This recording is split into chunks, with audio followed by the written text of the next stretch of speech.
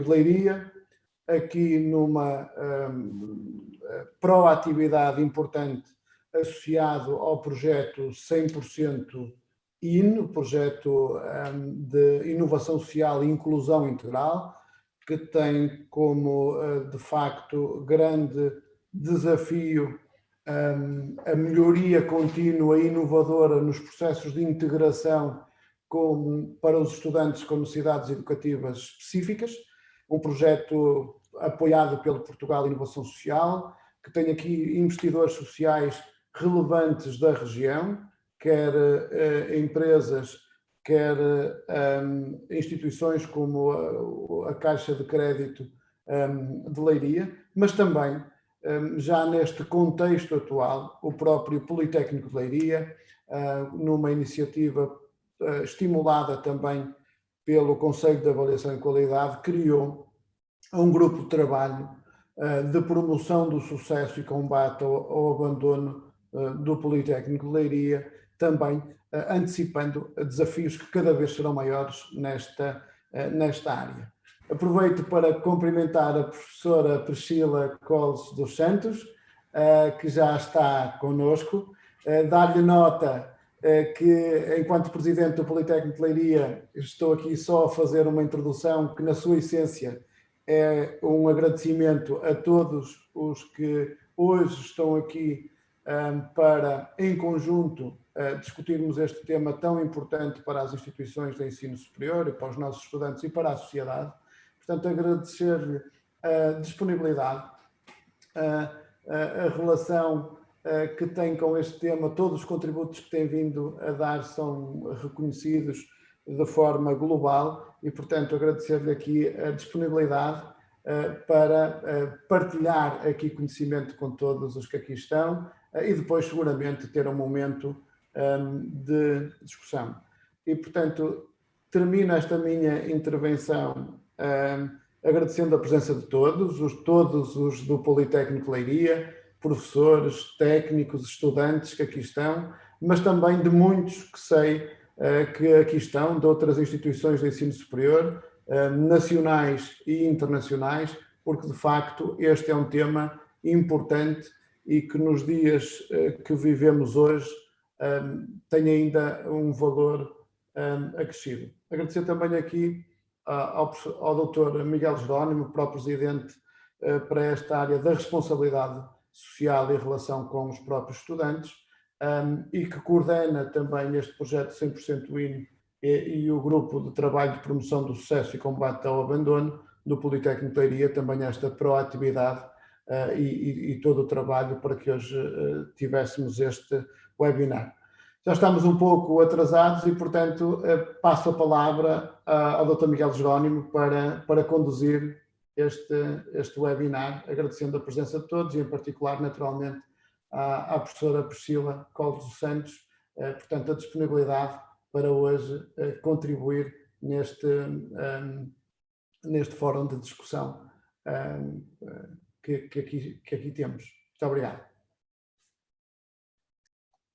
Muito obrigado, Sr. Presidente. Claro, a primeira palavra para dar as boas-vindas à professora Priscila Coles dos Santos, e desde o primeiro momento em que a contactei, de forma muito simpática e muito cordial, manifestou a sua inteira disponibilidade para aqui vir partilhar com a malta do outro lado do Atlântico aquilo que são as suas experiências e que são muito interessantes e muito fascinantes, e eu não me costumo deixar de seduzir assim às primeiras, e portanto não estou a dizer que ele seja um filtro ultra, estou a dizer que é assim, acho que o seu trabalho tem sido muito consistente, muito coerente, participa desde o início em diversas iniciativas que estão ligadas com este assunto, e eu iria, se me permite, rapidamente, a partir do currículo que fez o favor de me enviar e de que eu fiz uma síntese que me perdoará se eu esqueci alguns detalhes, para não ser, digamos, muito extenso, ler.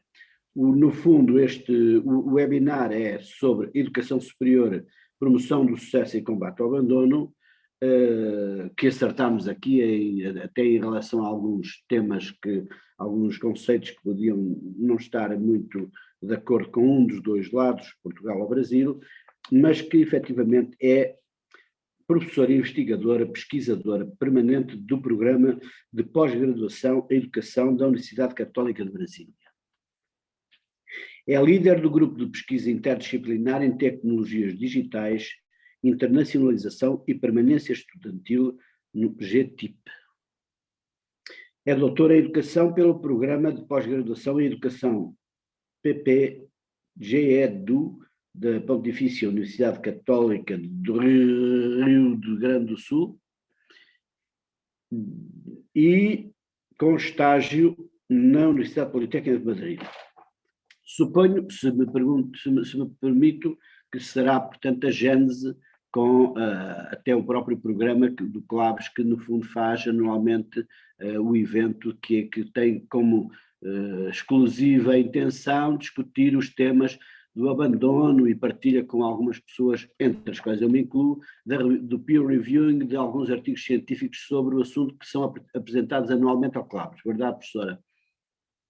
Muito bem, pronto.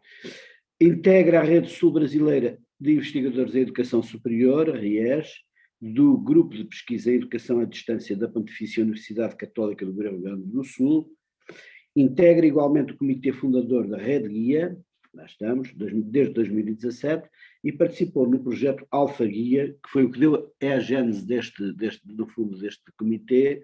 Um projeto Alfa é um projeto dessa natureza, Gestão Universitária Integral do Abandono, de 2012 a 2014. É mestre em Educação, em Pedagogia Multimédia e Informática Educativa pela Pontifícia Universidade Católica do Rio Grande do Sul. Desempenha funções de assessoria pedagógica em ensino à distância e prestação de serviço e consultoria em tecnologia educacional. Tem experiência na área da educação, com ênfase em tecnologias digitais na educação, nomeadamente nas seguintes áreas: tecnologias digitais, educação à distância, educação superior, sucesso académico, internacionalização, ambientes de aprendizagem, informática na educação, formação de professores e tutoria online. Professora Priscila Couros dos Santos, seja bem-vinda, e é com muito gosto que a acolhemos, e é também com muito agrado que percebemos desde o início a sua total disponibilidade para partilhar connosco toda a sua experiência e saber nesta área de que estamos aqui a tratar. Muito obrigado. Ok, muito obrigada. Primeiramente, eu que agradeço o convite e peço mil desculpas, porque essa função do fuso horário, eu pensei que era às 11h30 do Brasil. E agora o professor Miguel Jerônimo acabou de me dizer que já são 2h e Portugal. Então, mil perdões, realmente, pela confusão aí no fuso horário. Dessa vez, acho que o Google me enganou, me fez uma trampa, como nós dizemos aqui no Brasil. Então, mil perdões. Então, primeiramente, um cordial bom dia ou boa tarde a todos e a todas. Ao agradecimento especial aí ao professor Rui Pedrosa, do Instituto Politécnico de Leiria, pelo convite, pela abertura, por suas palavras, professor Miguel Jerônimo, por esse contato. Não nos conhecemos presencialmente, mas acho que esse momento, se nós podemos dizer que algo nesta pandemia teve de positivo, é isso, é que as pessoas nós acabamos nos aproximando aí entre continentes até por meio da tecnologia. Então, é algo que me alegra bastante estar aqui com vocês. Então, professor Miguel, agradeço muito o convite. E falar sobre esse assunto é algo que me encanta muito. É algo que, para mim, é de extrema necessidade olhar as questões da permanência e do sucesso acadêmico. aí com vias de combater o abandono. Então, quando o professor Miguel Jerônimo entrou em contato comigo, eu realmente prontamente aceitei, justamente porque pela necessidade e pela minha, aqui nós dizemos que é paixão, eu tenho uma paixão por esse tema.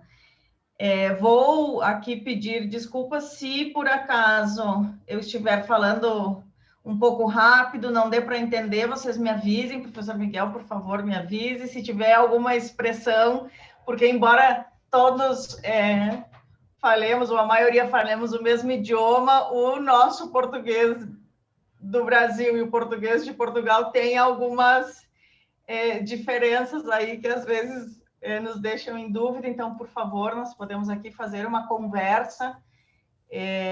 Aqui nós fizemos um bate-papo sobre essas questões. Então, por favor, se eu disser algo que não está bem, vocês, por favor, me avisem. Eu vou me permitir aqui compartilhar uma tela com vocês para que a gente possa seguir nessa nossa conversa de hoje. Deixa eu tentar aqui. Podemos iniciar, professor? Está ótimo. Conseguem ver? Sim. Perfeito.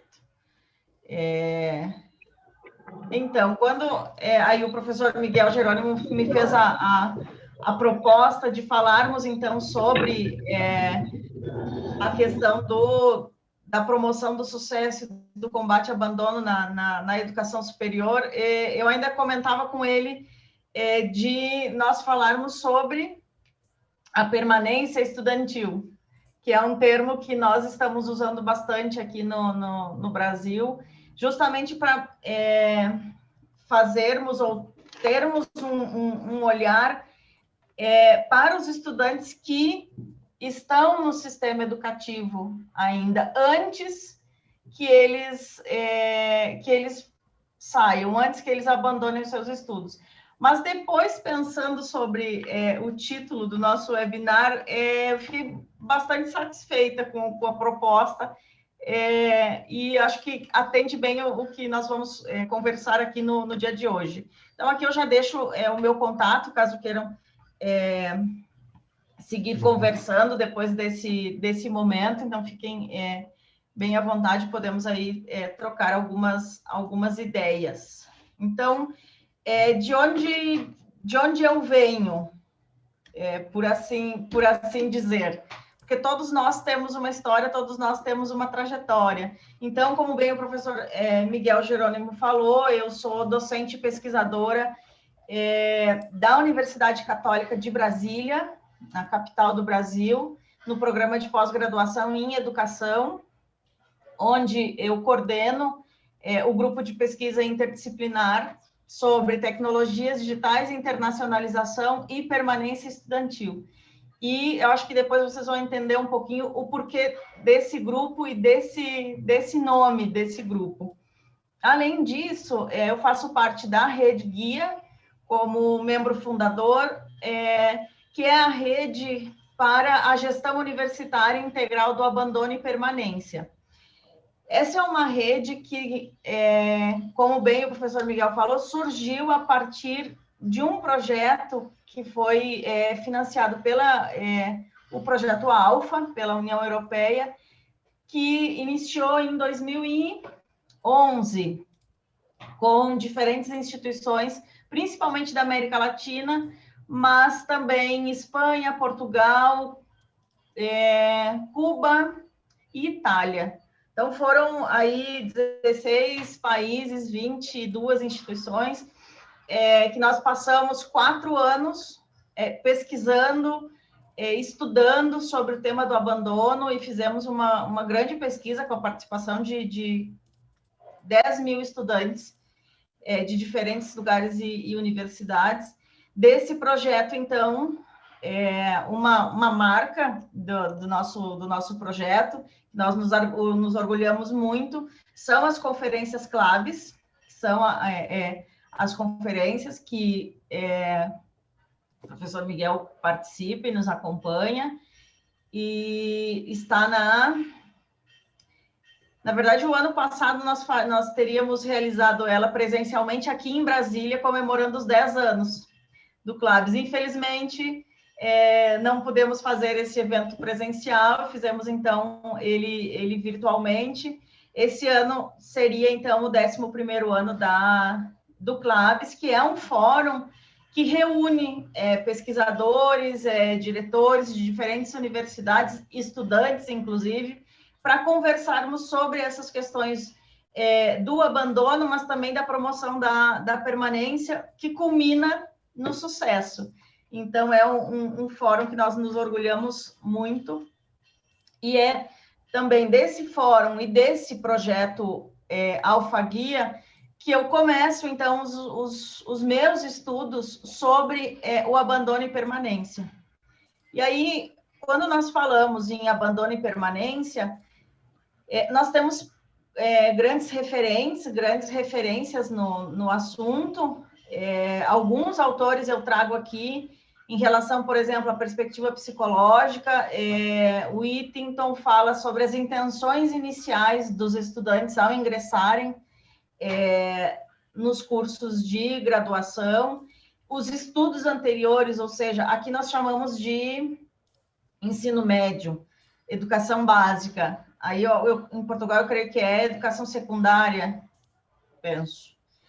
Isso. Então, os estudos de educação secundária também têm um impacto e uma influência importante na perspectiva psicológica proposta por Whittington, nas questões tanto do abandono como da permanência.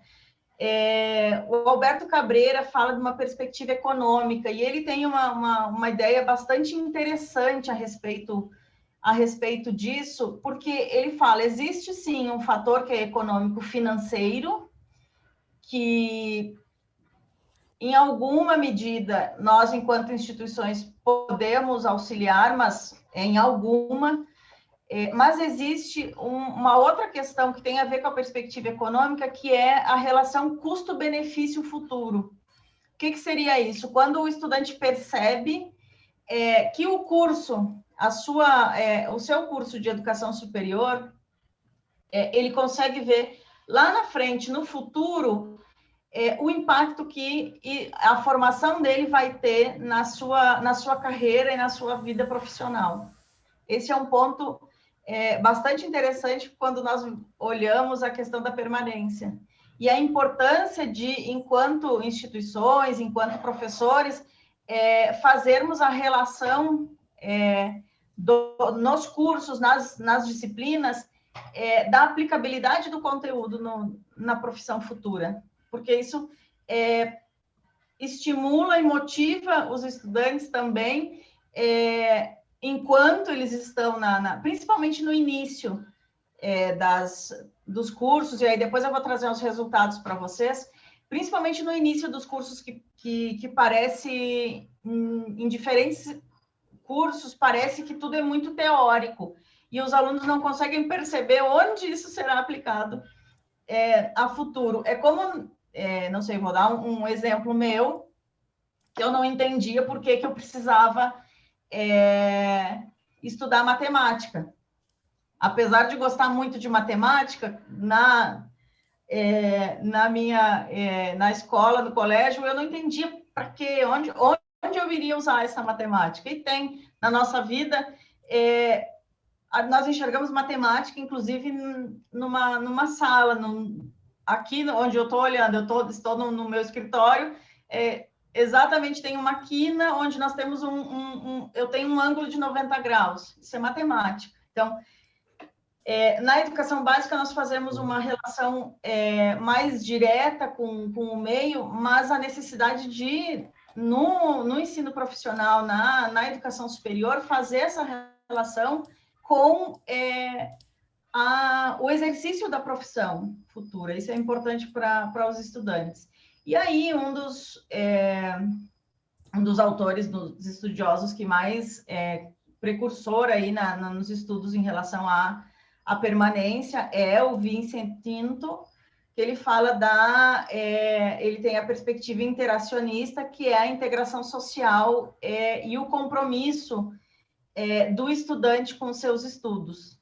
E aí, a partir dessa perspectiva, eu fiz uma proposta que está presente nesse livro, que é Permanência na Educação Superior, Desafios e Perspectivas. Vou deixar o link aqui, depois eu posso facilitar, enviar a apresentação, se o professor Miguel quiser compartilhar com todos, mas nesse link tem esse livro está disponível para fazer o download gratuitamente. Ele é um livro que foi publicado auspiciado pela Unesco, na Cátedra Unesco de Juventude, Educação e Sociedade, que é a cátedra que nós temos aqui na Universidade Católica de Brasília. Então, ele está disponível gratuitamente. Então, o que eu proponho nesse modelo integracionista, então? Que a permanência, ela precisa ser planejada do ponto de vista dos atores do processo. Quem são os atores do processo, do cenário educativo? São os estudantes, os docentes, os gestores, funcionários. Aqui nós chamamos sejam os gestores ou os funcionários, são todos educadores. Nós fazemos uma certa distinção entre docentes e demais funcionários, mas todos são educadores, justamente porque nós pensamos que todos os funcionários também fazem parte desse processo, desde o funcionário que limpa a sala para receber os estudantes, ou agora nesse momento de educação remota, aquele administrativo que faz a gestão da rede, que faz a gestão dos sistemas. Todas essas pessoas são importantes, porque todas essas pessoas fazem a educação superior acontecer. E esse modelo integracionista pensa justamente nisso, na possibilidade de que todas essas pessoas, todos esses atores tenham consciência da sua importância nesse processo e tenham consciência de que eles também são a instituição. Mesmo que, num primeiro momento, são os professores, os docentes que têm mais contato com os alunos, e aí eu costumo dizer que os docentes são a cara da instituição, a gestão é aquela que dá suporte para que as ações na universidade e as interações possam ocorrer. Então, todos fazemos parte de um mesmo ecossistema, digamos assim, e de uma mesma engrenagem, que a gente vai ver daqui a pouco.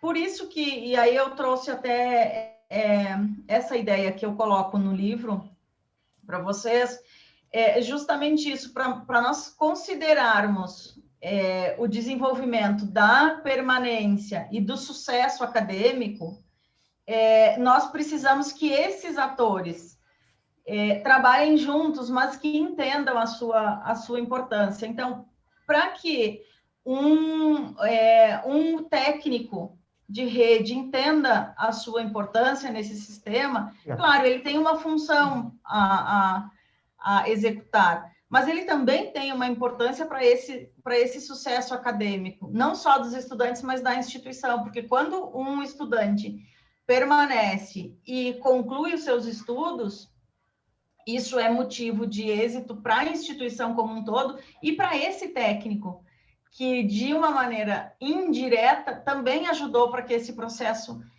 acontecesse. Então, só que é preciso dizer isso.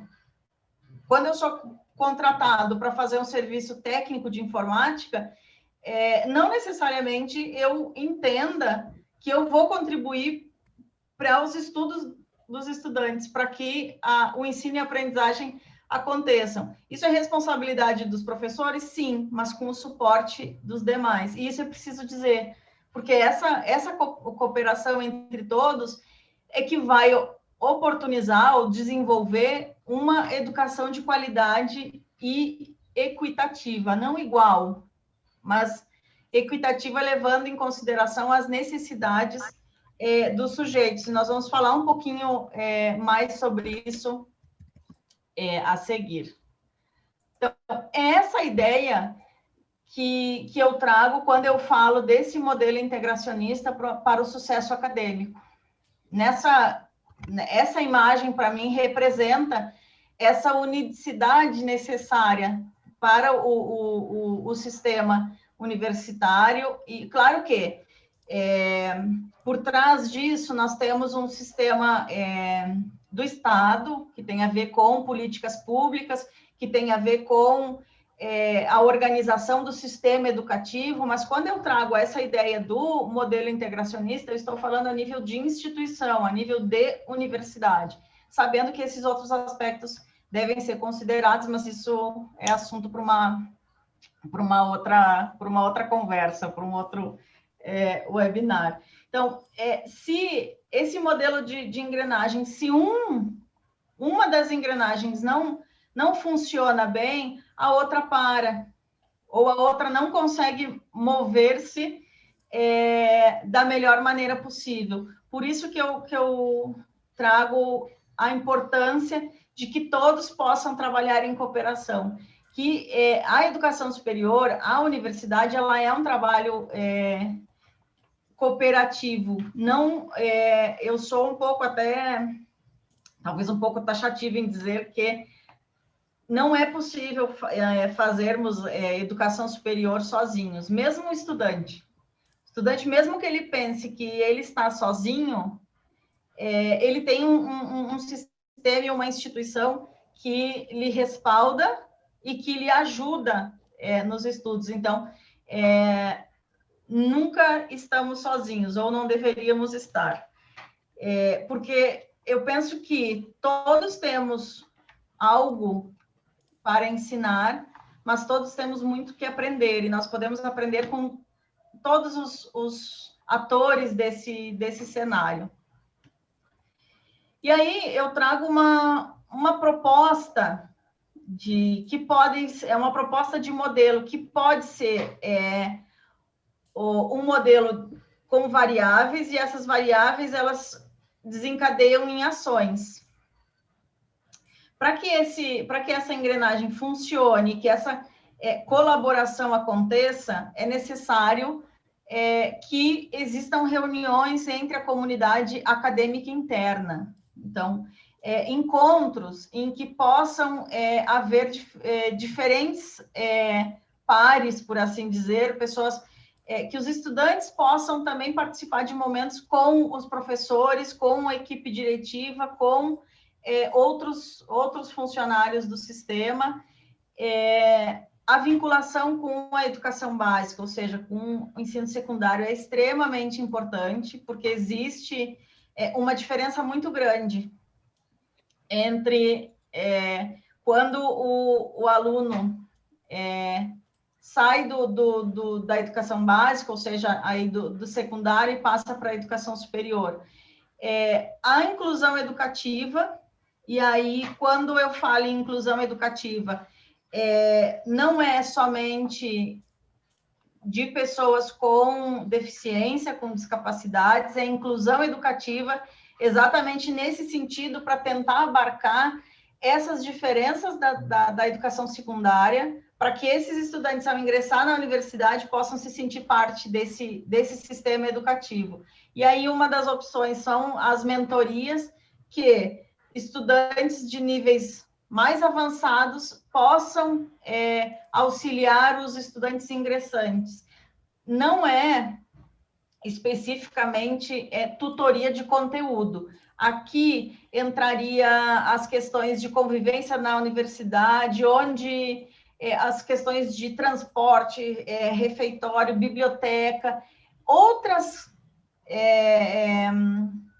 funcionalidades da universidade, que quando o estudante chega, claro que ele precisa ter autonomia de buscar os espaços, mas se ele tem alguém para dar um apoio para ele, ele já conhece os espaços e já começa a criar essa noção de comunidade, essa noção de colaboração, porque quando ele for aí um estudante de semestres avançados, ele já vai ter desenvolvido essa ideia de esse sentimento de pertencimento para que possa auxiliar aos futuros ingressantes.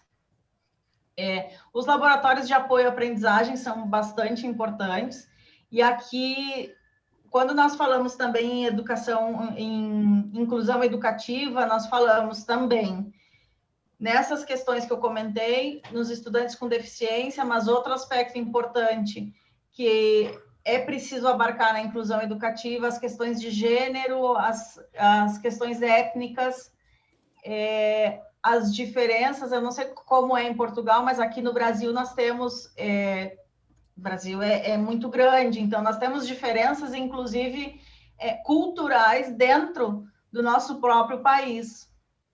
E o nosso sistema educativo, eu posso ser de Brasília e ir estudar numa universidade, digamos, do Nordeste, lá da Bahia. A cultura de Brasília e a cultura da Bahia são muito diferentes. Então, a necessidade de fazer também esses momentos de colaboração para que tenham momentos de trocas culturais, de interculturalidade entre os pares. Por exemplo, na verdade, eu moro em Brasília, mas eu sou do Rio Grande do Sul. Algumas coisas, inclusive do nosso vocabulário do Rio Grande do Sul, aqui em Brasília não são bem entendidas, não são bem compreendidas. Como eu disse para vocês, do nosso português aqui do Brasil e o português de Portugal. Então, isso enriquece a própria formação dos estudantes, mas também é preciso que em alguns momentos essas trocas possam ser realizadas e que os estudantes tenham consciência de como essa convivência intercultural enriquece a sua própria formação. Ai, eu gosto, amor. A questão tem o microfone aberto, eu acho. Desculpa, mas chamou-te que os foste a bater com o coisa. Só queria ver isso. Quem tem o microfone aberto, por favor, feche. Está a professora Priscila Coles a falar. Obrigado. Ok, obrigada. Como eu estava falando, a questão da internacionalização. Por muitos anos se falou em internacionalização só em mobilidade acadêmica. Estudantes que... Eu fiz mobilidade acadêmica. Eu saí do Brasil, não fiz no meu doutorado, eu fiz uma parte dele no Brasil e uma parte dele na Espanha, em Madrid. Isso é mobilidade acadêmica. Mas existem outras possibilidades de internacionalização, uma delas é essa que nós estamos vivenciando agora. Possibilidades de interatuar com pessoas de diferentes países por meio da tecnologia. A internacionalização do currículo, a internacionalização em casa, ou seja, receber estudantes de outros países ou pesquisadores, professores de outros países. Então, são possibilidades que favorecem esse processo de internacionalização e os próprios estudantes entendem isso como importante, que eu vou trazer alguns resultados preliminares para vocês. Os MOOCs, que são os cursos online massivos abertos, que são oferecidos por diferentes universidades, Stanford, Harvard, tem o Myriada X, que tem várias universidades, inclusive de Portugal, que oferecem cursos. Então, esses cursos, eles podem ser utilizados dentro ou como uma opção para os professores das disciplinas. Claro, agora nós estamos remoto, mas para os cursos presenciais, ou seja, uma opção a mais, onde os estudantes também podem conhecer como, por exemplo, a eletrônica é vista em outros países, ou diferentes profissões, e que possam ter contato com outros estudantes. As tecnologias digitais e as metodologias ativas, que é algo que também proporciona uma maior interação com os estudantes e podem promover aí a permanência e o sucesso acadêmico. E aí tem um ponto que eu sinalizo também como importante, que é, bom, tudo isso nós fizemos dentro da nossa universidade, mas em algum momento podem que as ideias estejam escassas, ou que chega um momento que nós precisamos conversar com os pares para ver se o que nós estamos fazendo está dando certo ou se outras pessoas têm ideias e experiências diferentes. Por isso que eu coloco, depois de fazer essas questões na universidade, a importância de participar de comunidades de investigação, ou seja, a vinculação com outros grupos de investigação, com outras instituições de ensino, e aqui um exemplo disso é o próprio CLABES, que é um evento que promove e proporciona isso, que os pares possam, porque todos estamos pesquisando e conversando sobre a mesma temática, então a importância de participar desses eventos e desses momentos, tais como nós estamos fazendo aqui hoje. Porque quando a gente fala de permanência e sucesso acadêmico, é preciso, por muito tempo se pensou que, bom, nós precisamos pensar em buscar alunos. Aqui nós temos o sistema brasileiro tem as instituições públicas e privadas. Então, principalmente na universidade privada, nós precisamos trabalhar na captação do aluno. Mas o sucesso acadêmico vai muito além de termos alunos na universidade.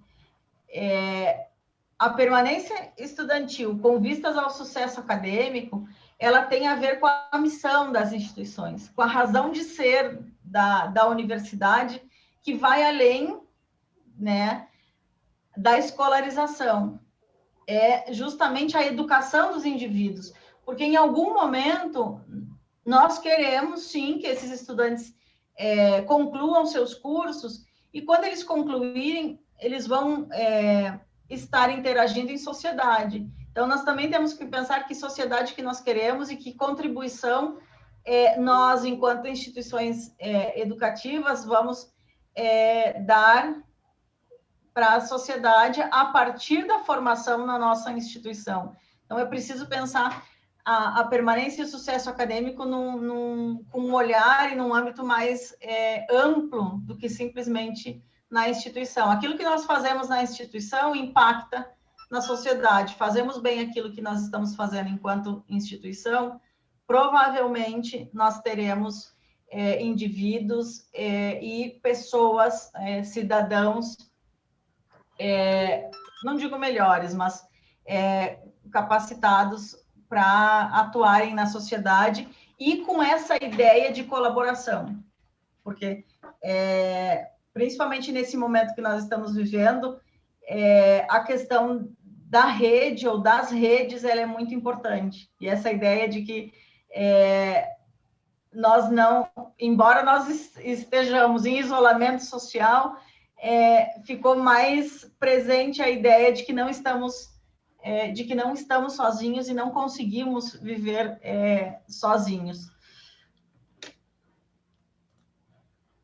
E aí, pensando um pouco, e aí eu deixo a pergunta, o que seria o sucesso acadêmico, então? Quando eu falo em permanência e sucesso acadêmico, eu falo numa educação equitativa, ou seja, que, claro, nós vamos ter um momento de acesso, de ingresso na universidade, uma trajetória de permanência, que é quando esse aluno está na universidade cursando, e aqui eu faço uma ressalva, porque alguns autores agora falam que nós não devemos olhar apenas a permanência, mas a graduação, ou seja, o sucesso. Aqui há de se esclarecer que quando eu falo de permanência, eu não quero que o estudante fique toda a vida na universidade. A permanência tem a ver com a formação desse sujeito num período hábil, para que ele possa, ao final desse período, ter o sucesso. E aí o sucesso é concluir seus estudos e ter uma colocação no social e no mercado de trabalho, porque, na verdade, a formação acadêmica, a formação, principalmente a formação profissional, tem esse objetivo. Então, quando o aluno atinge esse nível, a universidade também tem o seu sucesso acadêmico. Então, só que nós precisamos pensar nessa equidade enquanto processo de permanência, não como permanência infinita do estudante no sistema educativo. E aí aqui eu trago, agora voltando um pouquinho, eu apresentei um modelo para vocês e agora eu vou fazer o caminho reverso. Eu vou apresentar de onde que veio, por que eu cheguei naquele modelo. A primeira pesquisa, que foi lá ainda no tempo do Alfaguia, o Alfaguia fez uma pesquisa, nós trabalhamos com os fatores para o abandono na educação superior. O que eu fiz? Eu fiz uma adaptação da pesquisa do Alfaguia na minha tese de doutorado, para buscar os fatores para a permanência, utilizando como contexto ou pano de fundo a educação à distância. Nessa pesquisa eu encontrei 4 fatores principais: a gestão institucional, a prática docente, a dedicação do estudante e a qualidade do curso. Todos esses com influência direta para a permanência e indireta entre si, ou seja, a gestão institucional é uma das variáveis que mais impactaram nesse fator, é o apoio da gestão nos momentos de dificuldade, é a escuta, de ter um coordenador de curso que escute e receba os estudantes. A prática docente, a diversidade de metodologias, a qualidade do curso, os recursos que são oferecidos, a dedicação do estudante, o aprofundamento de leituras extra classe. Então, a partir desses 4 fatores, vejam bem, se a gente pensar naquela engrenagem que eu mostrei para vocês, nós temos estudantes, gestão e professores, que encontramos como fatores impactantes aqui para a permanência na educação à distância. A partir dessa pesquisa, então eu fui conversar com professores e estudantes. O que professores, não só estudantes, o que professores e estudantes pensam sobre o processo de permanência. Então, ao invés de fazer entrevistas ou questionários, nós fizemos um estudo de caso em grupo, professores e estudantes participando de um mesmo momento. Então, o que os sujeitos nos disseram sobre a permanência? O que é mais importante? O que aparece aqui em maior é o que mais apareceu, são os fatores que mais apareceram. Por exemplo, na prática docente, a relação teoria e prática. E aí depois eu trago a fala de alguns alunos, a dificuldade que os alunos têm de entender onde serão aplicados os conhecimentos que eles estão estudando na sua graduação. A relação professor-aluno, inclusive alguns alunos nos comentaram que não conseguem conversar com seus professores, que os professores estão muito afastados dos alunos e que não estabelecem um diálogo. Por exemplo, a questão para permanência, o que influencia para os estudantes? A escolha do curso, que muitas vezes eles escolhem cursos de graduação que eles não têm bem certeza se é aquilo que eles querem para o futuro, o tempo que eles precisam dedicar a seus estudos. Aqui no Brasil, muitos estudantes são estudantes trabalhadores, então compatibilizar o tempo de estudo com o tempo de trabalho é bastante difícil. E a questão econômica, que tem a ver com aquilo que eu comentei antes, que é o ganho futuro da formação, mas também existem aspectos econômicos que, claro, todos nós entendemos que são importantes.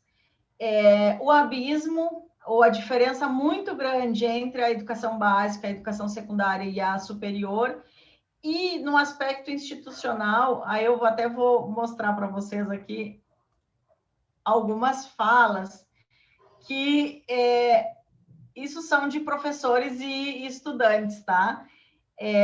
Por exemplo, os alunos se sentem subestimados pelos professores no início do curso. Ou seja, que os professores demonstram que os alunos não sabem nada, então que eles não têm muito o que opinar. Aqui faltou, tá trocado. E aí, os professores percebem a estrutura da universidade ou a estrutura das aulas como do século passado. E aqui é muito interessante, porque se eu, como professor, percebo que a estrutura é do século passado, então o que eu posso fazer para mudar? Eu, como docente, fico esperando que a instituição diga para que eu mude, mas se eu sei que a minha aula é do século passado, então vamos fazer alguma coisa para mudar. E também entendem que o currículo também não atende, atende pouco às demandas contemporâneas. Tem um aspecto importante aqui que os estudantes comentaram, sobre que os professores e as instituições não entendem que os estudantes têm vida, que eles têm outras situações de vida que também implicam no processo acadêmico deles, que são situações que vão além, por exemplo, dificuldade na família, doença na família, querendo ou não, esses são aspectos que interferem tanto na aprendizagem, quanto no rendimento, quanto na permanência dos estudantes, e ter espaços ou setores na universidade que olhem para esses aspectos é importante para esses estudantes, porque eles não se sentem mais eles são o estudante que faz parte daquele processo colaborativo.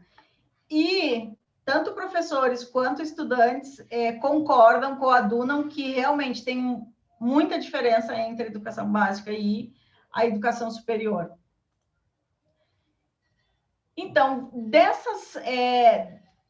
dessas inferências dos sujeitos, então a gente resolveu lá junto ao meu grupo de pesquisa, o GTIP, aplicar então o modelo integracionista. Fazer uma pesquisa, nós fizemos uma pesquisa entre Brasil e Colômbia, com 6 universidades, 4.000 estudantes e 1.700 professores. Olhando exatamente esses aspectos. Na educação superior, a internacionalização contribui para a permanência e para o sucesso acadêmico. A educação para a cidadania global contribui.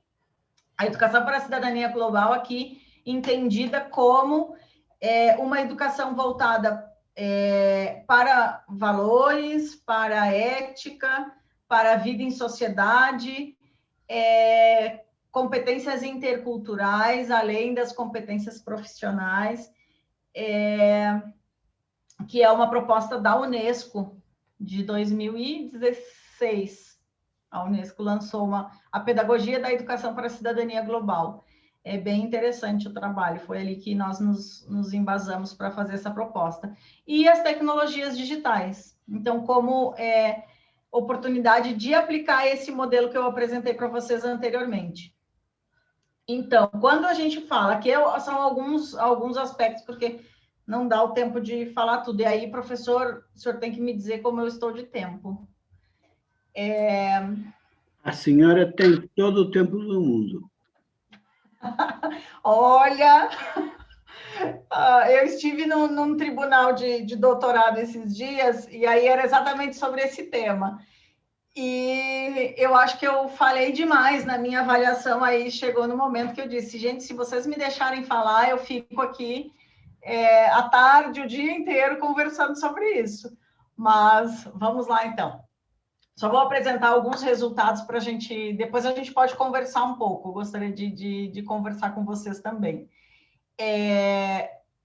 Bom, um dos aspectos que a gente olhou foi sobre a interação e a convivência com colegas. Como eu falei para vocês, a importância de conviver e estar em interação lá naquele primeiro momento de ingresso no curso e ao longo do curso. Então, se nós olharmos aqui, de acordo e completamente de acordo, 73% dos estudantes disseram que essa interação e essa convivência lhes motiva a continuar os estudos, lhes dá ânimos para continuar.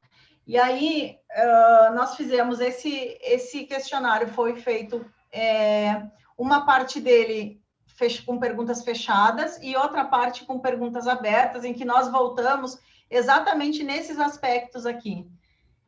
E os estudantes nos falaram exatamente isso, a importância de conviver e de interagir com os colegas, mas também com os professores, de que os professores também escutem o que eles estão dizendo, ou o que eles têm para dizer, e que eles se sentem felizes quando... isso é até interessante, quando um professor diz, não, eu não sabia disso. Porque geralmente a gente tem aquela ideia de que o professor tem que ter todas as respostas. E não é assim. Nós não sabemos tudo. Talvez vocês me perguntem alguma coisa aqui hoje que eu não saiba responder. Ou vocês vão me trazer alguma informação que eu não tinha conhecimento. E aí é interessante que a gente diga também para os nossos alunos, não sei. Ou que bom que você trouxe esse aspecto para a gente poder estudar. É diferente eu dizer não sei e ficar com não sei do que dizer, bom, eu não sei, mas nós podemos pesquisar isso juntos. Isso motiva os estudantes, isso eles nos disseram. Muitos dos estudantes, desses quase 4.000 estudantes, nos apresentaram falas muito parecidas em relação a isso. A participação em atividades com pessoas de diferentes culturas, então aí nós temos 56% que diz estar totalmente de acordo e de acordo. Aqui nós até mais de 50%, mas nós até esperávamos um percentual um pouco maior, mas também tem a ver com essa criação da cultura dentro das próprias instituições, de fazer esses momentos e de ter a oportunidade de terem pessoas de diferentes lugares para poder conviver, ou seja, essa questão da interculturalidade é muito impulsionada aí pela mobilidade acadêmica. Claro que nesses momentos nós não estamos fazendo mobilidade física, mas nós podemos fazer mobilidade virtual. A participação em atividades de internacionalização, sim, e aqui entram, no fator que compõe a internacionalização, tem participação em palestras, participação em eventos, currículo com leituras internacionais, a possibilidade de virem professores de outras instituições ou de outros lugares, de outros países. Então, são várias atividades que compõem esses fatores, e é interessante perceber porque na parte qualitativa, os estudantes comentam o quanto isso qualifica ou pode lhes dar a oportunidade de conhecer como a profissão é exercida em outros países e como isso pode ajudá-los na sua própria profissão futura, na sua própria formação, e inclusive, se posteriormente eles tiverem essa informação e esse conhecimento, eles podem, inclusive, fazer o exercício da profissão em diferentes lugares. O uso de recursos de tecnologia, essa foi uma pesquisa que foi realizada até de outubro de 2019 até março de 2020. A princípio, pegamos aí só o finalzinho da coleta de dados, pegou o início da pandemia, ainda não estávamos na questão do ensino remoto, mas já nos diziam os estudantes que utilizar recursos de tecnologias digitais, sim, motivam para a permanência. E aí tem a ver com o suporte da instituição para fazer a gestão, seja de matrícula, seja de biblioteca, de alguns aspectos administrativos, quanto dos professores ao desenvolver suas aulas e os próprios alunos encontrarem ferramentas que facilitem os seus estudos. Por exemplo, utilizar um software, por exemplo, um software de anotação, o Evernote, que o professor pode fazer as suas notas de aula e compartilhar com os alunos, e os alunos podem, é como se fosse um caderno virtual, e os alunos podem complementar as notas dos professores e todos os colegas têm acesso, então é um espaço compartilhado. Então, mesmo antes da pandemia, já nos sinalizava que as tecnologias digitais precisam estar presentes, sim, na relação ensino e aprendizagem. E aí, como eu estava dizendo para vocês, algumas falas dos estudantes, essa aqui eu achei muito interessante, por isso que eu trouxe aqui, porque um dos estudantes nos colocou que a internacionalização gera conhecimento de vanguarda ao interagir com pessoas de outros países, o que qualifica o ensino e ajuda o exercício da profissão. Então, notem que os próprios estudantes percebem, claro, nós estamos num mundo de economia globalizada, mas muitas vezes nós pensamos que os nossos estudantes não se dão conta do impacto da formação. Então, essa fala eu trouxe exatamente por isso. O estudante se dá conta de que trocar informações, ou seja, colaborar com pessoas de outros países, de outros lugares, gera, assim, um conhecimento de vanguarda. Por quê? Porque nós justamente estamos vivendo num mundo de economia global. E aí, uma outra questão interessante é que conectar essas ideias de outros lugares, ou essas vivências de outros lugares, podem facilitar que as ideias globais possam ser aplicadas em realidades locais. Então, isso até é uma proposta bem parecida com a proposta da Unesco, e foram os próprios estudantes que nos disseram isso. Então, aquela questão, não é de unificarmos tudo, mas aproveitarmos das diferentes experiências adaptadas ao nosso próprio contexto. Então, esse é o enriquecimento das experiências de internacionalização. E aí, em relação às tecnologias digitais também, porque facilitam também, os estudantes percebem ou têm consciência de que na sua atuação profissional eles vão precisar das habilidades com o uso das tecnologias, fora as competências específicas da sua profissão.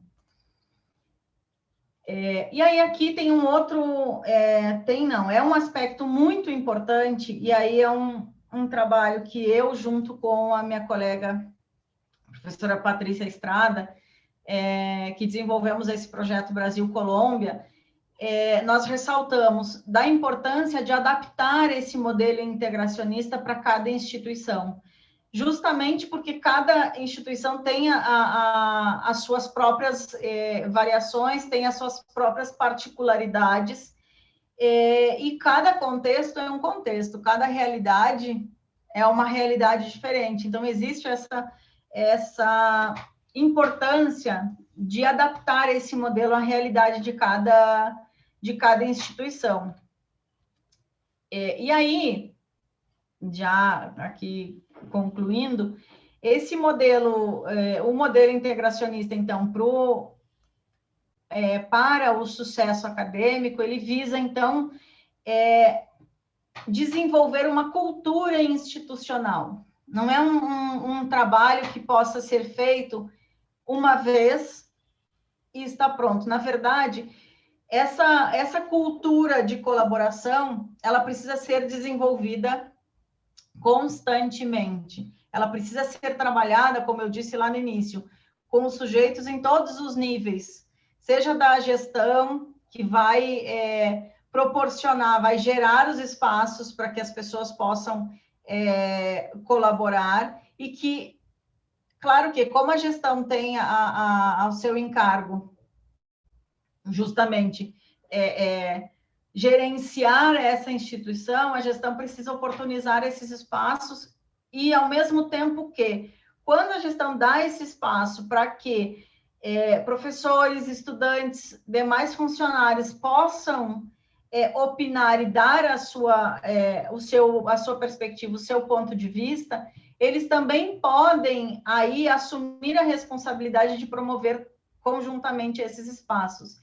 E esse é até um trabalho que eu e a professora Patrícia Estrada desenvolvemos, que é uma assessoria em relação a esses aspectos, justamente para criar essa cultura de responsabilidade compartilhada. E aí nós temos aqui como eixos de ação a escuta, a presença e o uso das tecnologias digitais, a formação docente e discente, porque não é automático, a gente não consegue criar essa cultura do dia para a noite, é um processo, e assim como os docentes precisam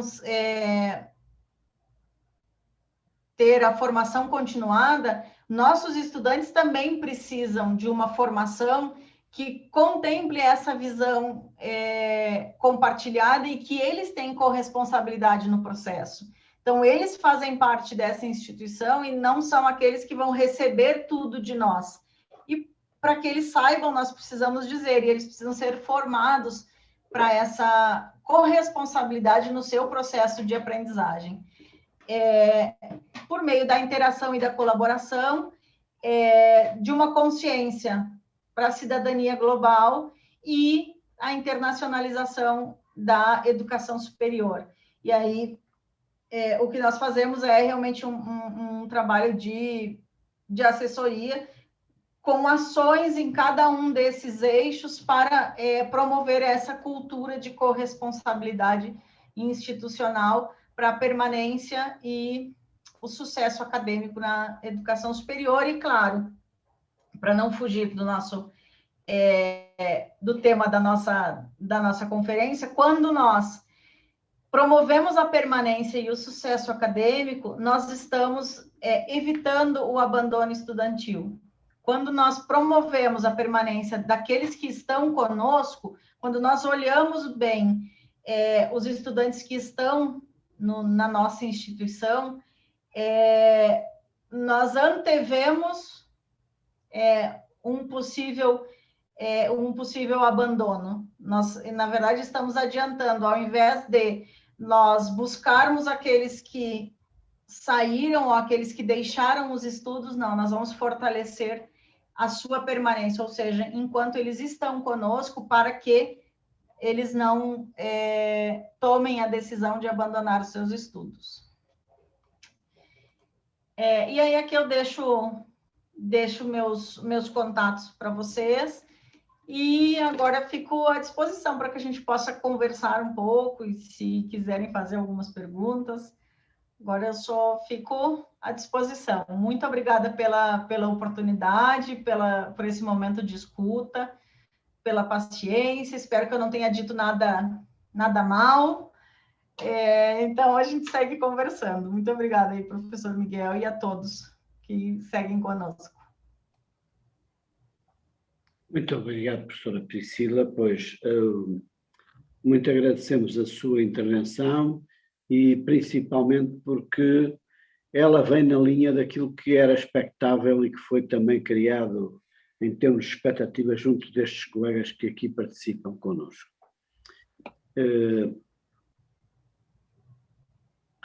Falámos aí de um guru, se é que se pode dizer, não é?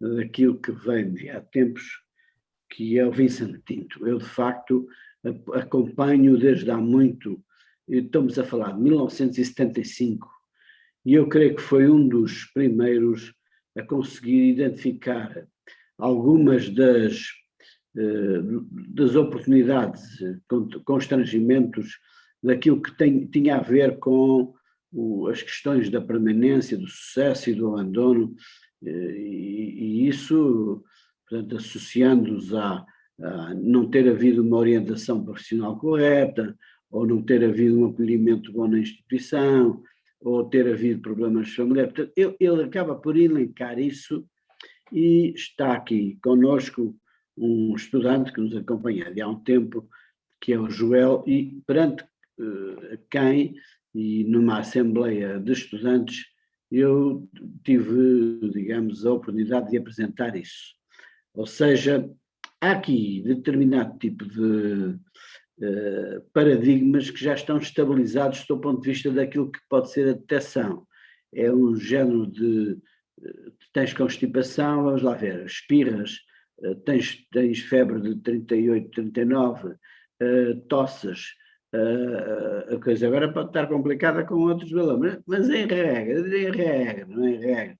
Estás constipado, estás com uma gripe. E, portanto, isto já acontece desde há tanto tempo, e eu pergunto, porquê é que, e é uma pergunta muito inocente à professora Priscila, se desde pelo menos 75, e eu lembro de ver os manuscritos deles, escritos à máquina de escrever, que eu fiz questão de os analisar um a um, porque é que nós ainda não conseguimos, digamos, um tratamento para esta doença? Ou seja, tem vindo a crescer novos problemas, a academia também é difícil de mudar, os colegas professores, uns interessam-se, outros não se interessam, olha, deixa lá, se abandonar, menos chatices eu tenho. Essas coisas podiam ser tipificadas num saquinho, digamos, um saquinho de boas e de más práticas. Gostava de rapidamente de fazer essa pergunta e peço desculpa aos restantes relativamente àquilo que será, seguramente, se a professora Priscila puder, haver oportunidade para todos. Ok. Bom, professor Miguel Jerônimo, concordo. Acho que nós estamos, nós enquanto academia, estamos pesquisando esse tema há muito tempo, como o senhor bem disse, Vicente Tinto, acho que foi o precursor realmente, também li os escritos à máquina, datilografado. O que a mim me parece? Que nós pensamos o sistema para os demais. Quando nós planejamos o sistema, ou quando nós planejamos as atividades, nós planejamos para um terceiro. Mas nós não nos incluímos nesse meio, porque nós somos aqueles que vamos entregar. E aí tem eu compartilho com meus estudantes aqui, nós temos uma disciplina que é formação e trabalho docente, que eu estou trabalhando na pós-graduação. E aí eu digo para eles, eu não vim dar a aula para vocês, eu vim fazer a aula com vocês. E parece uma sutil diferença, mas dá um sentido diferente, porque nós nos colocamos, não digo no mesmo nível, no mesmo patamar, mas nós temos a consciência de que nós temos uma codependência e uma corresponsabilidade, seja a nível de sala de aula, seja a nível de instituição. E talvez, eu não digo que esse seja o ponto de por que a gente não encontrou formas de dizer, não, a permanência e o sucesso tem que ir nessa direção e vai servir para todos. Pode ser que isso seja um ponto. Também tem o que eu comentei com vocês. Acho que, principalmente nos dias atuais, as instituições são plurais, porque somos todos diferentes, mesmo sendo do mesmo contexto, somos muito, muito diferentes nas nossas ações, na nossa maneira de pensar, e justamente essa questão da tecnologia que nos acerca, nos aproxima de realidades muito diferentes e de contextos muito diferentes, isso faz com que a nossa própria cultura seja dinâmica. E também pensar um pouco... Eu não sou muito a favor, eu não gosto muito de pensar na ideia de falar que o professor não quer mudar. Por quê? Me explico. Porque quando nós falamos sobre esse enfoque ou nessa perspectiva, eu acredito que muitos mal entendem que a culpa recai sempre no professor. E nós não podemos pensar que a culpa deve recair no professor, justamente porque nós temos um sistema que é uma engrenagem, nós precisamos da participação de todos. Então, sim, existem professores que têm um pouco mais de dificuldade de mudar? Existem. Assim como existem estudantes que também não querem ser um pouco mais ativos nesse processo. Então, por isso que eu defendo um pouco essa questão da formação docente, discente e dessa gestão para essa cultura de corresponsabilidade, para essa cultura do compartilhar. É mais ou menos dessa direção, porque, na verdade, nós não temos uma resposta para a sua pergunta. Acho que a hora que nós encontrarmos, professor Miguel Jerônimo, nós seremos multimilionários. $1 million question, como se costuma dizer. Olha, e é assim, e eu prevariquei, porquanto a regra aqui neste tipo de fórum, habitualmente, e por isso eu termino já, é de levantar a mão e vamos pela ordem do levantar a mão. Se está de acordo. Pode ser, professora Priscila? Uhum.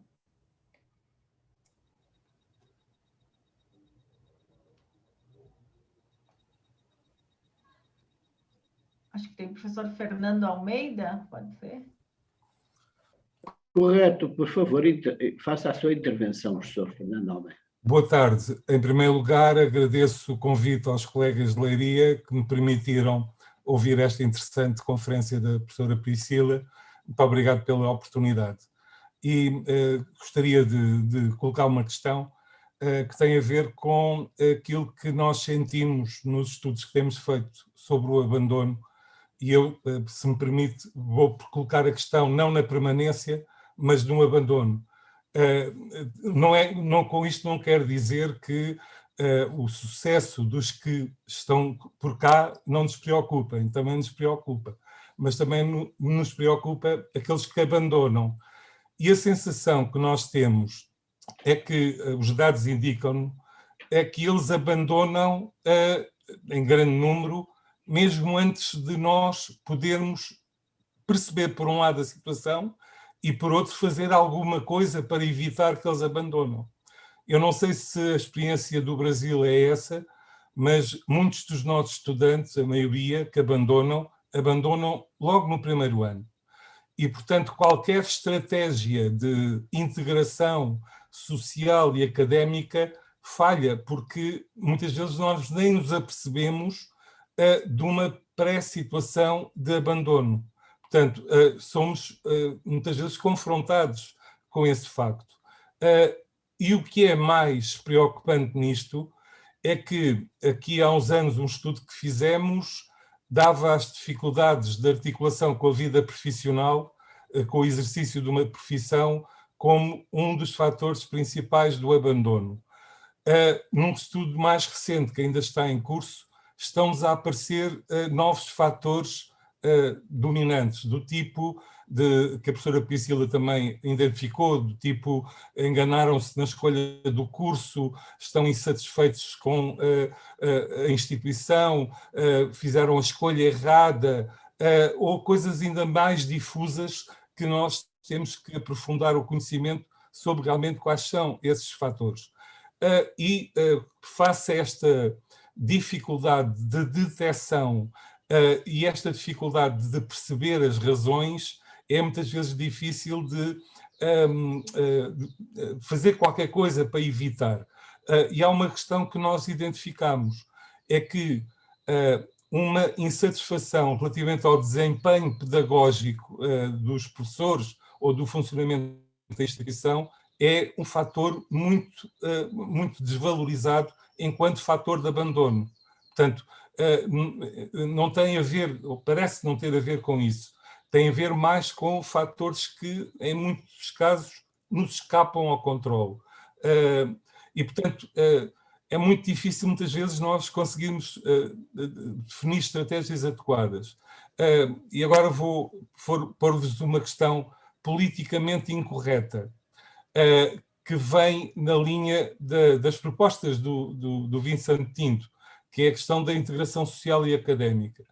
Que isto é uma coisa pessoal, não é institucional, se não confundam, porque poderia ser logo despedido no dia a seguir, que é a questão de até que ponto o que é que a professora acha de, não sei se isto existe no Brasil, que é as praxes académicas, portanto, que são os estudantes mais velhos receberem os estudantes recém-chegados e muitas vezes com práticas abusivas e impróprias, mas muitas vezes eu penso que nós temos muitas vezes uma atitude de negação relativamente a estas práticas, porque de facto são abusivas em muitos aspectos, mas até que ponto é que na perspectiva de uma integração social e académica não as poderíamos aproveitar, incutindo alguma transformação no seu desenvolvimento para captar melhor os estudantes recém-chegados.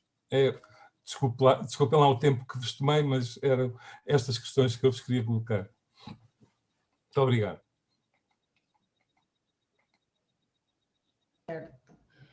Bom, professor Fernando Almeida, um prazer. Ótimo escutar também os pares, aqueles que pesquisam também sobre o assunto. Tem uma questão que eu acho que é interessante na sua fala, que é importante de ressaltar, que existem aspectos e existem questões que nós não vamos conseguir dar conta.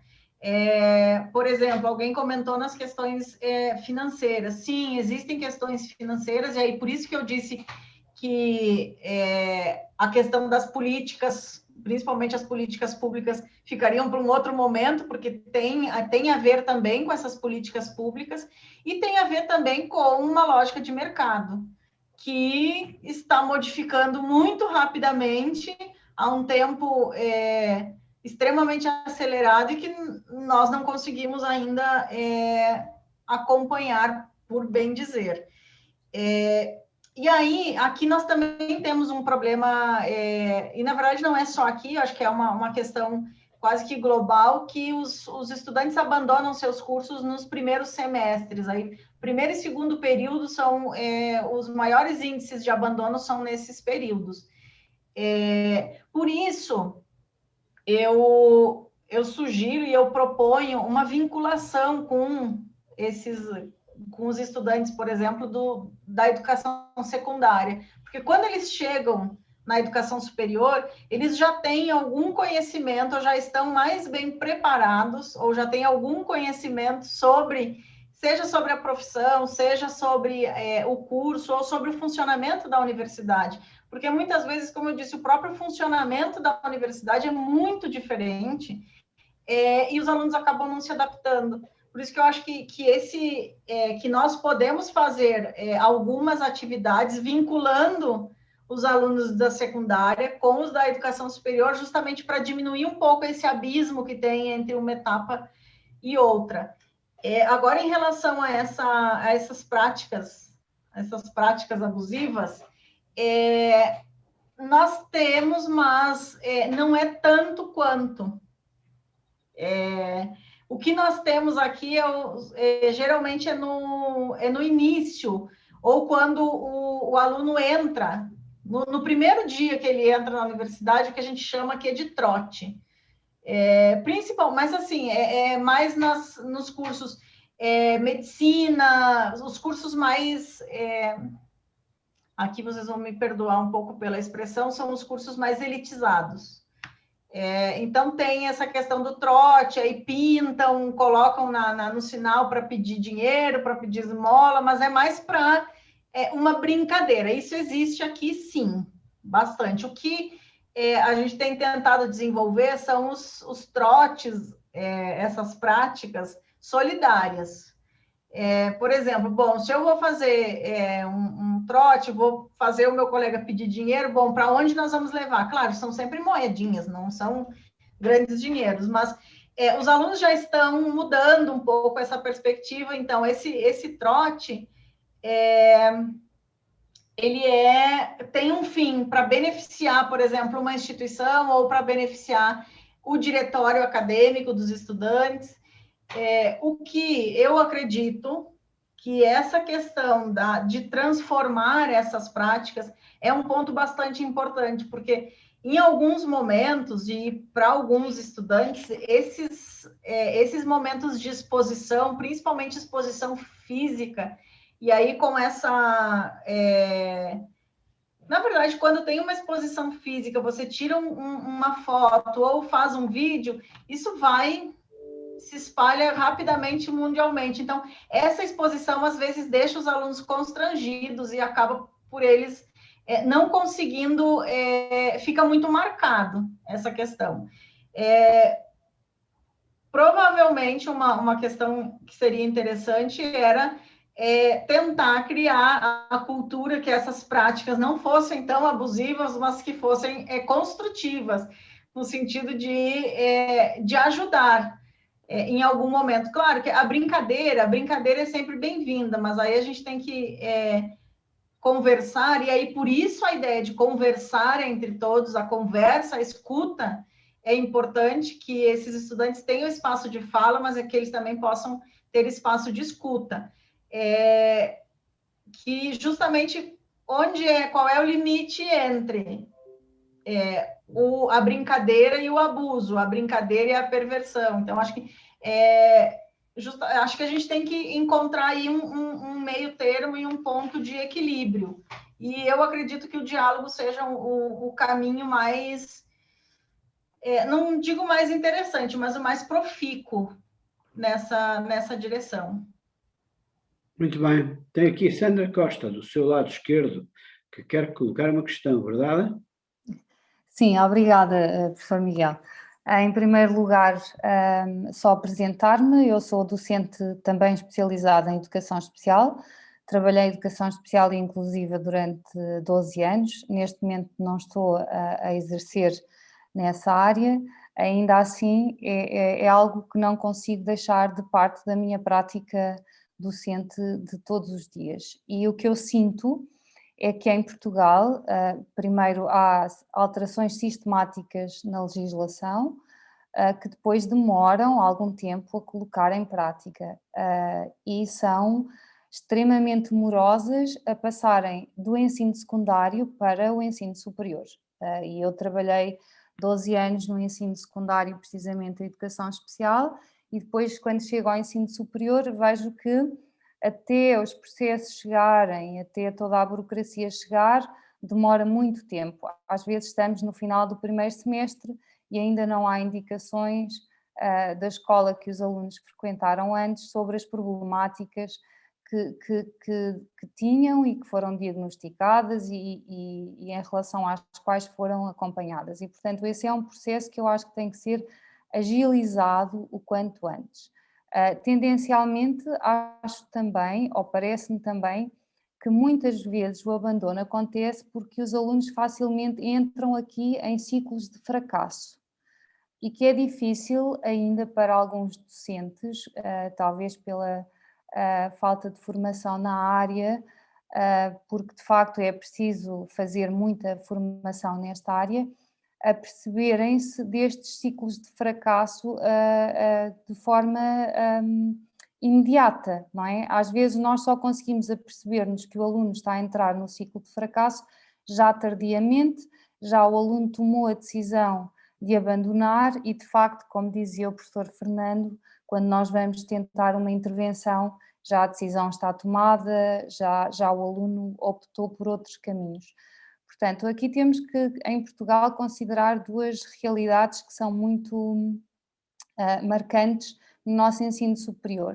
A morosidade dos processos a chegarem até nós e, portanto, a dificuldade que temos em intervir atempadamente, e depois os ciclos de fracasso em que os alunos entram, precisamente porque, não tendo nós conhecimento do acompanhamento que o aluno já teve, das patologias diagnosticadas e dos problemas que eventualmente terão sido culminados com o acompanhamento mais individualizado durante o ensino secundário, o aluno ou a aluna acaba por tomar a decisão de abandonar.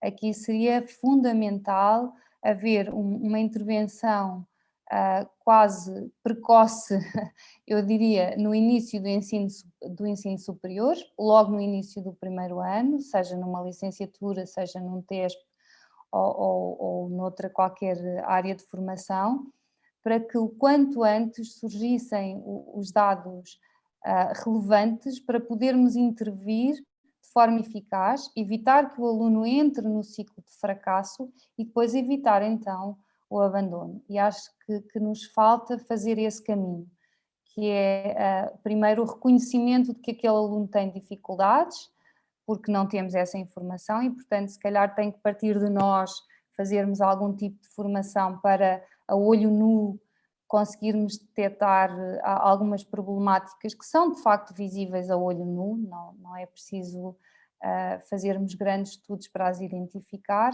e para imediatamente começarmos a intervir de forma a evitar esse abandono.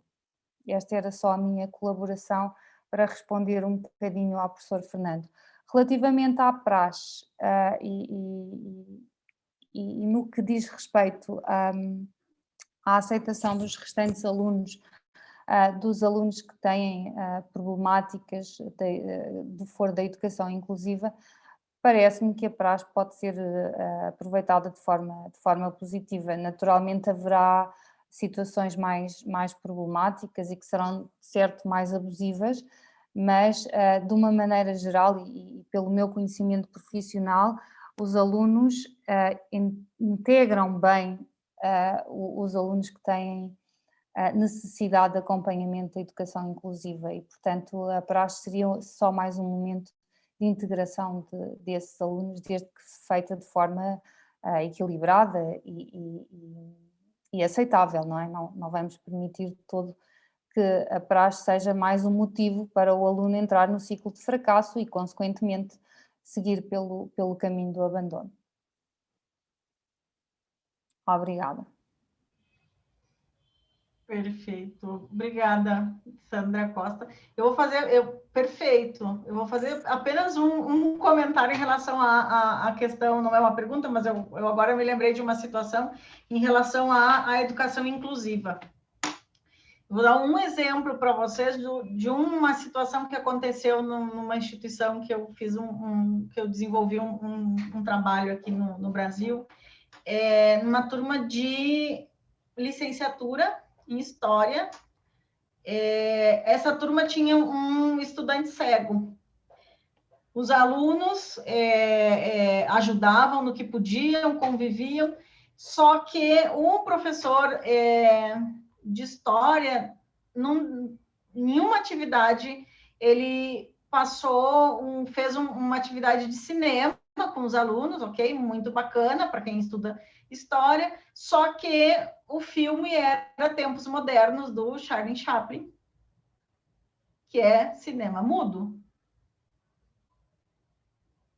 para um estudante cego. Ou seja, a essência do filme é a visão. O estudante passou 3 horas assistindo o filme e o professor não se deu conta de que aquele estudante estava ali às escuras. Eu chego a me arrepiar, ele estava exatamente às escuras. Então, só um detalhe, essa questão que a Sandra Costa colocou, é que tem isso, muitas vezes, quando nós trabalhamos com alunos de inclusão, os estudantes conseguem fazer essa integração, mas não mas falta essa formação para o professor. E muitas vezes não é má vontade, é aquilo que eu digo que a gente precisa tomar muito cuidado quando a gente fala dos professores. Muitas vezes é falta de conhecimento mesmo, é não se dar conta de que um estudante cego não consegue. Na verdade, ele até poderia assistir não visualmente o filme do Chaplin, mas teria que ter algum intérprete, alguém contando uma audiodescrição desse filme. Então, são detalhes que para nós não faz muita diferença, mas que para esse estudante fez toda a diferença. E esse foi um dos motivos que esse estudante evadiu do curso. E aí foi depois eu fui e fiz uma entrevista com ele. Então, outras situações também, mas essa ficou muito marcada, e esse é o tipo de situação que fica marcada para a vida da pessoa e para a trajetória, e até na ideia ou no pensamento desse estudante de se ele um dia vai retornar ou não. Então, são situações que acontecem que parecem pequenas, mas nos detalhes a gente acaba aí perdendo um ou outro estudante, que se somando são muitos. E aí essa questão do sistema integrado, da demora das informações chegarem nas instituições, não é uma situação só de Portugal, viu?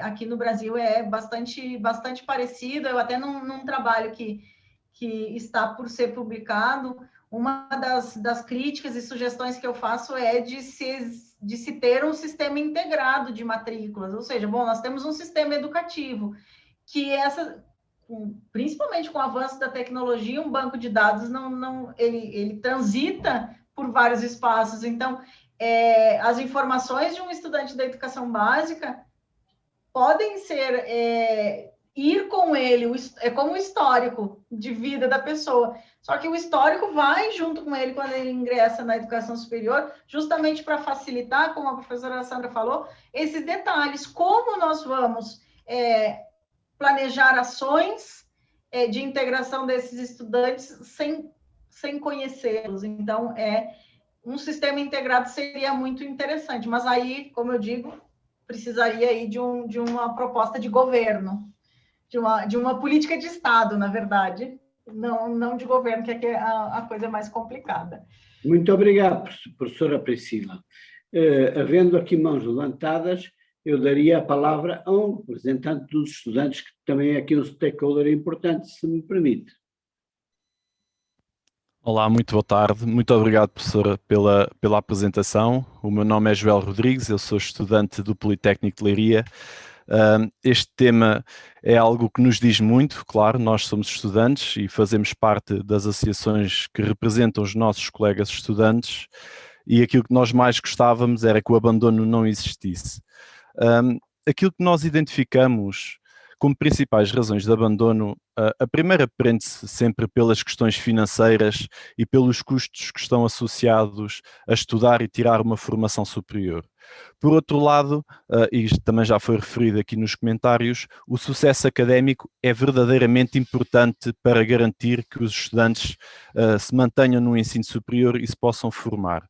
E aqui perguntava-lhe se não era importante nós olharmos para as nossas formações de outra forma, para adaptarmos o ensino e a avaliação também de outras formas, ter talvez uma avaliação mais contínua ao longo de um semestre e não focada tanto no final do semestre, para não acontecer aquilo que já foi referido aqui, que é quando os alunos começam a ter insucesso e a desanimar, tomam aquela decisão que é abandonar. E, por fim, também lhe dizer que outra razão que nós identificamos no abandono escolar tem a ver com a questão vocacional. Muitas vezes nós temos que tomar uma decisão com 17 anos, 18 anos, sobre aquilo que será a formação que nós queremos tirar para uma profissão no futuro, e sempre sem grandes certezas. E quando chegamos ali àquele primeiro semestre ou àquele primeiro ano, e não nos identificamos com a formação com que estamos a estudar, que ferramentas é que as nossas universidades e as nossas instituições de ensino nos deveriam dar para nós facilmente podermos mudar ou adaptar a nossa formação para algo com que nos identificamos mais? Muito obrigado mais uma vez pela apresentação, foi muito enriquecedor. Muito obrigado. Um prazer, Joel.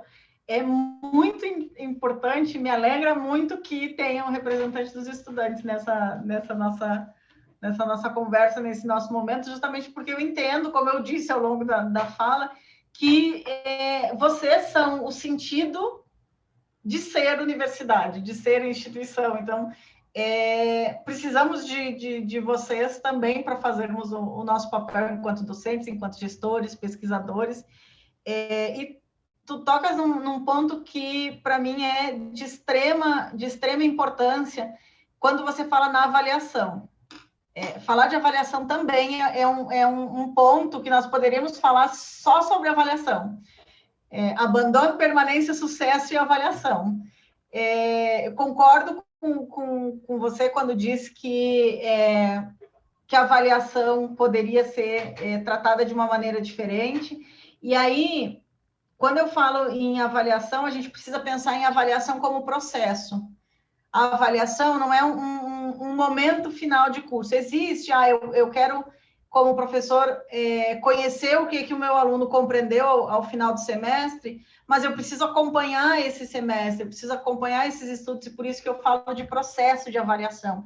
E aí nós temos hoje o que nós chamamos de resultados de aprendizagem, que é o que cada curso ou o que cada disciplina tem como objetivo final de desenvolvimento, seja de habilidades, seja de competências, para além do conteúdo. E aí muda um pouco a perspectiva, porque aí não é simplesmente fazer uma avaliação para obter um grau ou obter uma nota, mas é justamente entender o processo de construção do conhecimento, não o resultado final desse conhecimento. Mas isso é uma conversa de mais de hora e para um outro momento, mas é muito importante ouvi-lo e tê-lo aqui conosco. Muito obrigada.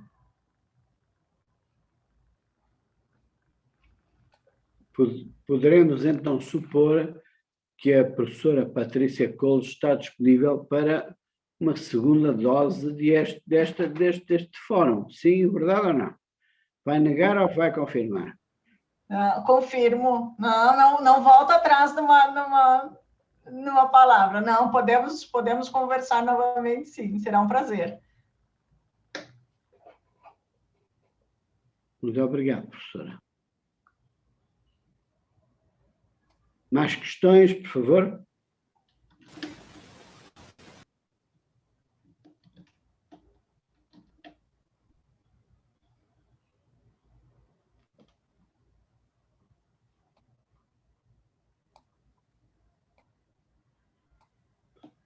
Muito bem, não havendo mais questões, segundo parece, gostaria em primeiro lugar de agradecer à professora Priscila Coles Santos,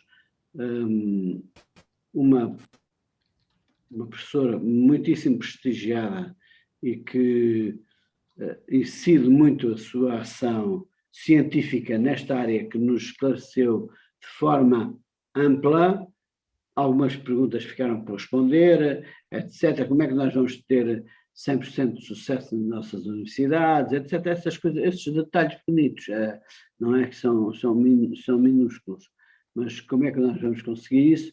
mas ficará para uma próxima intervenção, se estiver de acordo, e daqui do Grande Portugal, um grande abraço para ela. Podemos bater todos palmas, amigos. Vamos lá bater palmas à professora. Vá lá. Façam isso. Vá.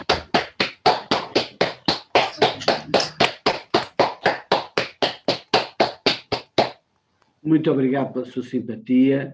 Muito obrigado e até um dia destes com votos de boa saúde e de felicidades. Obrigado, professora Priscila Colos Santos.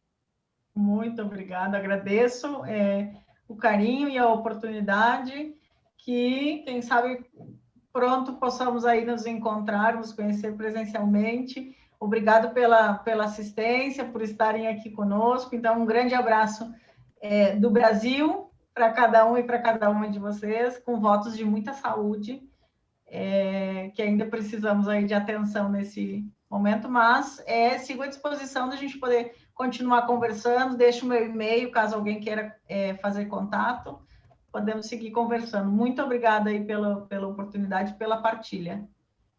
Muito obrigado, professora, e da próxima pode ter certeza que vai ser aqui um churrasco de picanha que vai ficar surpreendida. Obrigado.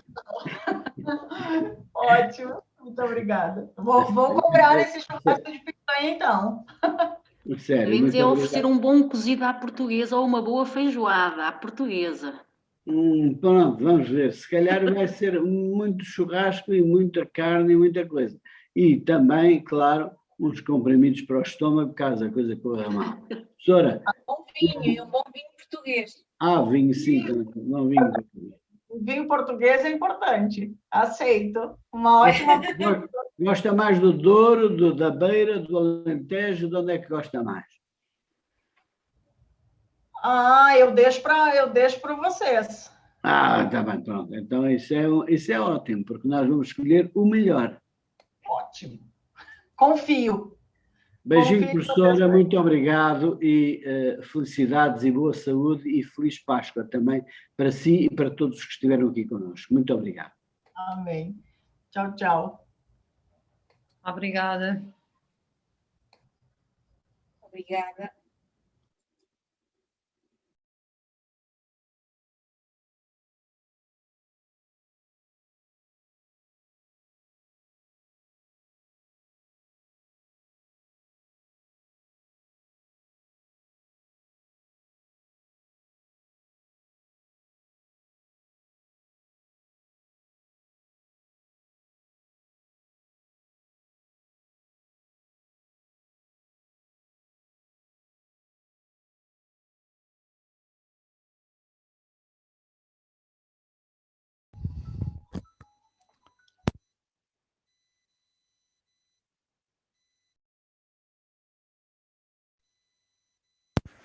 Adeus, uma boa Páscoa.